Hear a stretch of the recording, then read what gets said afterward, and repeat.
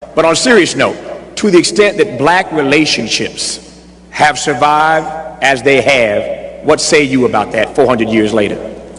It is amazing that black relationships have lasted for 400 years. They lasted this morning. They're also going to last tonight, and you may not even know the person to whom you're going to have the relationship with. But they do tend to go over. Relationships do go over like that. And as we move into what has happened to this, I know that our relationships sometimes really reach a low ebb. That's one of the reasons why we wrote the book, How to Find and Keep a BMW, a Black Man Working. That was spelled out in there. This is very serious. Because our relationships didn't start yesterday or last week. It also started 400 years ago when those 19 persons were here. And I want you to remember something very important that one of our by any means necessary power brokers told us, and that was Malcolm X. He said, if we can only remember that you didn't land at Plymouth Rock. Plymouth Rock landed on you. And it's very essential that we kind of keep this in place. And knowing that these are the things that happen, then we have to move more to change it. See, we have a system that would not like to see black males and black females together. They would not like to see that happening at all. Because once we come together, they understand the power of the strength of the black woman, the queen of the universe. They know that, her strength. They also know the power of the black male, the warrior. If you would turn him loose, he will protect also his family and things that need to be done. And because they understand that if our relationships are together, then they will lose. But if our relationships are torn up, then we can forever be treated in certain ways by the oppressors. That's why they gave us something called integration, which is nothing but the illusion of inclusion. They gave us this. They actually gave that statement. And when they gave that statement, it meant that they could go right into your homes. They went into the black homes now, the powers that be, and told us that you cannot discipline your children anymore. And if you discipline your children, you will go into jail. It's this kind of thing they told us. Now, this is amazing that, you know, the black parents who in Africa, that was out of the question. Some social worker come in there saying you can't discipline your children, the social worker would disappear. As you all know, this kind of thing would go on. You would be sitting in a place like this, and all you had to do was act up and do something wrong, and all your mother had to do was to glance in your direction. Y'all remember that? And you remember that the glance meant, don't let me have to get up and come over there.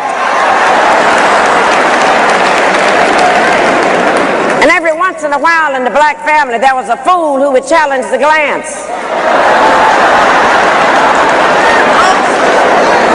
And if you could get home over the foot, over the ironing cart, over whatever, you were sent to the backyard to get something off the peach tree. And if you brought something in that was too short,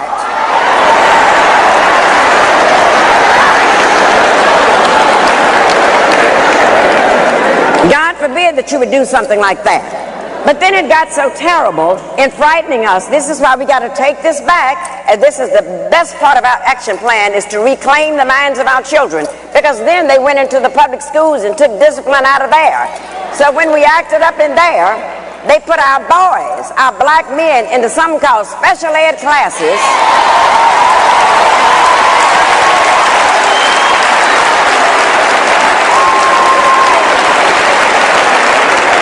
And as you know, those special ed classes are nothing but holding cells until they can go to the state prison.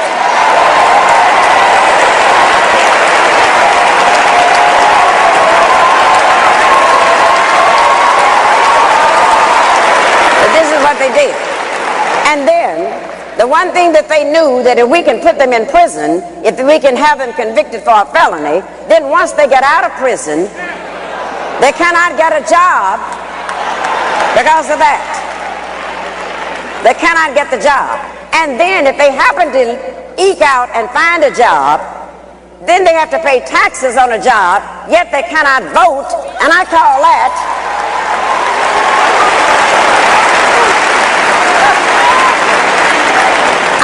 taxation without representation.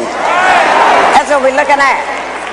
And if one of the things that we would learn to do, they did a grand thing when they took that discipline away from us, because when they made our parents afraid to discipline the children, then what happened? We found out that the teachers were afraid of the principals were scared of the superintendent was scared of the school board was scared of the parents were scared of the children, and the children ain't scared of nobody.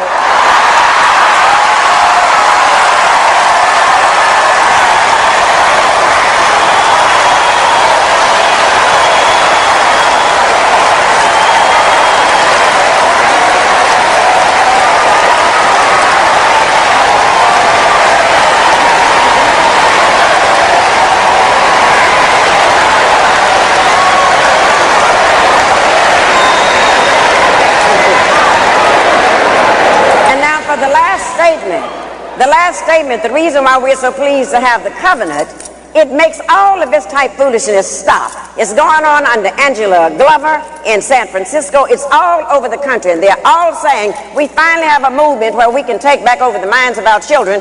And the first thing we got to take over, the covenant taught us that we do not have to have black leaders anymore.